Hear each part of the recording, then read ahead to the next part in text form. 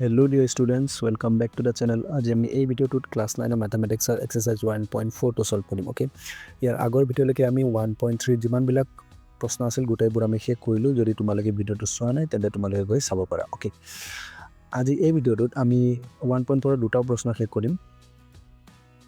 আৰু এই দুটা প্ৰশ্ন তোমালোকৰ কাৰণে very ইম্পৰ্টেন্ট ওকে যোনে এই প্ৰশ্নবোৰ একেবাৰে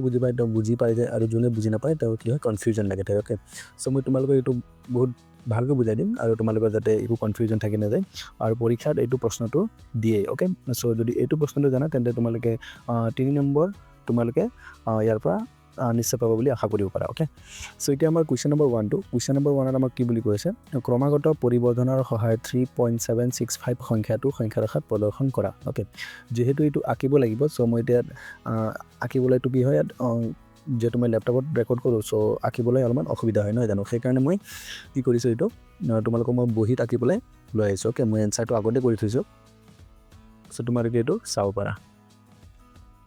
মই বুজাই দিম কেনে কি কৰিলো আমাৰ কি আছিল সংখ্যাটো আমি কোনটো দেখাব লাগে আমাৰ আছিল 3.765 ওকে সো আমি যদি চাও এই সংখ্যাটো 3.765 এটো কোনটোটা সংখ্যাৰ মাজত থাকিব আমি যদি সংখ্যা ৰেখাত চাও এটো যেহেতু 3 তকৈ ডাঙৰ হয়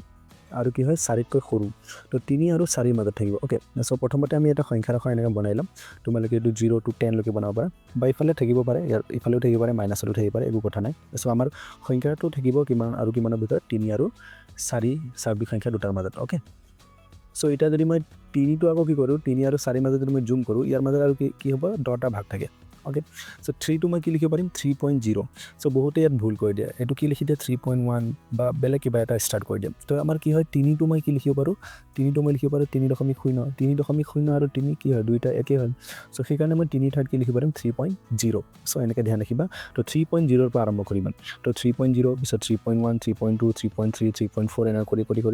3.9 তাৰপিছত আমাৰ কি হ'ব 3.9 ৰ পিছত 4 আহিব ওকে 4 মানে আমি কিমান লিখিব পাৰিম 4.0 সেই কাৰণে এই 4 টো আমি আনি প্লেট কৰি লগাই দিম 4.0 ওকে মানে 3 আৰু 4 টো আমি কি কৰিলো জুম কৰিলো আৰু তাৰ মাজত কেইটা ভাগ আছে 10টা ভাগ আছে ওকে এটা যদি আকৌ আমি সংখ্যাটো চাও সংখ্যাটো আমাৰ এটা কি আছে 3.7 ওকে তো ইয়াৰ আমি 3.7 টো ফাইন্ড কৰিম কোড আছে 3.7 যদি মই চাও 3.7 আমাৰ ইয়াৰ আছে হয়নে তো যেহেতু কি হয় 3.7 আছে তো এই সংখ্যাটো 3.7 আৰু 3.8 ৰ মাজত থাকিব ওকে সো মই 3.7 আৰু 3.8 টো মই কি কৰিব লাগিব আকৌ জুম কৰিব লাগিব বুলি ভাবিলো ওকে আৰু এই দুটা সংখ্যাৰ মাজত আকৌ কি হ'ব 10টা ভাগ থাকিব ওকে সো 3.7 টো মই কি লিখিব পাৰিম 3.7 এ থাকিব তাৰ পিছত আমি কি লিখিব পাৰো 0 লিখিব পাৰো সো 3.70 ওকে তাৰ পিছত কি আৰম্ভ হ'ব 3.71 3.72 73 এনে কৰি 3.79 লৈকে ওকে তাৰ পিছত কি হয় 79 ৰ পিছত কি হয় 3.80 ওকে 3.80 বা 3.80 তো এইটো আমাৰ ইকুৱেল 3.8 3.8 ৰ পিছত মই 0 লগাব পাৰো ওকে সো এটা আমি পাই গলো 3.76 লৈকে ইয়ালৈকে যদি মই চাও আৰু আমাৰ যদি মই চাও সংখ্যাটো এটো হ'ল আমাৰ 3.76 ওকে তাৰ পিছত 3.77 তো এটা আমাৰ যেহেতু 3.7 লৈকে আমি পাই গলো ইয়াৰ পিছত আমি পাছৰ সংখ্যাটো যাব লাগিব ইয়াছে ইয়াৰ পিছত 3.76 তো আমি ইয়াত চাম 3.76 পদ আছে ইয়াৰ আছে তো ইয়াৰ পাছৰ কি হ'ব 3.76 আৰু 3.77 ৰ মাজত থাকিব ওকে সো 3.76 টো মই কি কৰিম আৰু 3.76 আৰু 3.77 টো মই আকৌ জুম কৰি দিম বুলি ভাবিলো ওকে ইয়াৰ মাজত আকৌ 10টা ভাগ থাকিব তো 3.76 টো মই কি লিখিব পাৰো 3.76 লিখিব পাৰো হয়নে দশমিকৰ পিছত মই দুই শূন্য দিব পাৰো তো 3.760 ইয়াত আহি গ'ল পিছত আকৌ 3.761 3.762 এনে কৰি 3.769 আৰু ইয়াৰ পিছত 69 ৰ পিছত কি আহিব 3.770 ওকে আৰু এইটো হৈ গ'ল আমাৰ 3.77 ইয়াৰ পিছত মই 0 টো লিখিব পাৰো হয়নে তো এনেকৈ আমি কৰিব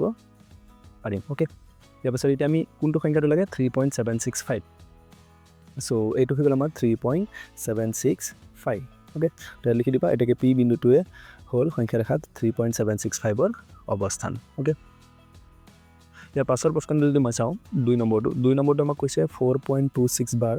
সংখ্যাটো চতুৰ্থ দশমিক স্থানলৈ সংখ্যা ৰেখাত প্ৰদৰ্শন কৰা ওকে কিমানটা লাগে চতুৰ্থলৈকে মানে 4টা 4.2666 4টা ওকে ইমানটা 2 6 6 3টা হলে আমাৰ কিমানটা হৈ গ'ল 4টা যেহেতু আমাৰ 6 ৰ ওপৰত বাৰ আছে তো সেইকাৰণে 6 টো কেইবাৰ আহি যায় অসীম সংখ্যকভাৱে আহি আছে ওকে তো আমাক 4টা লৈকে ওলাব কৈছে তো আমি কিমান লম 3টা 6 লম আৰু এটা 2 মিলি আমাৰ হৈ যাব 4টা তো যদি মই চাওঁ এইটো মই সমাধান কৰি থৈছোঁ 4.2666 আমি ওলাব লাগে অ'কে তো এনেকৈ মই 0 আৰু 10লৈকে লৈ ল'লোঁ অ'কে সংখ্যা ৰেখা যেটো 4 পইণ্ট সামথিং আছে তো 4 আৰু 5 ৰ মাজত থাকিব তো মই 4 আৰু 5 টো জুম কৰি দিলোঁ তো 4 মানে আমি লিখিব পাৰোঁ 4.0 এনেকৈ আৰম্ভ কৰি 4.1 4.2 এনেকৈ কৰি আহি গ'ল আমাৰ 4.9 আৰু তাৰপিছত আহি যাব আমাৰ 5 অ'কে 5 টো আমি লিখিব পাৰোঁ 5.0 ইয়াৰ পিছত আমাৰ 4.2 আছে তো আমি 4.2 টো ফাইণ্ড কৰিম ক'ত আছে অ'কে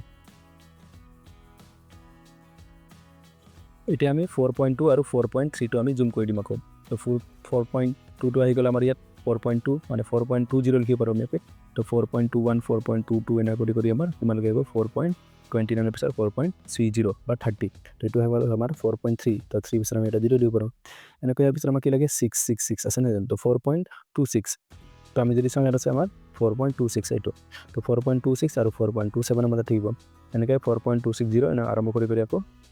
আৰু এটা আমাক লাগিব 4.266 কাৰণ আমাক তিনিটা 6 লাগে তো আকৌ 4.266 ৰ পৰা আৰম্ভ হ'ব এনে কৰি 4.266 2670 ইয়ালৈকে থাকিব অ'কে আৰু এইটো শাৰীত আমি 4.2666 পাই যাম অ'কে তো এইটো তোমালোকে লিখি দিবা এটাকে পি বিন্দুটোৱে হ'ল সংখ্যা ৰেখাৰ 4.2666 বিন্দুৰ অৱস্থান অ'কে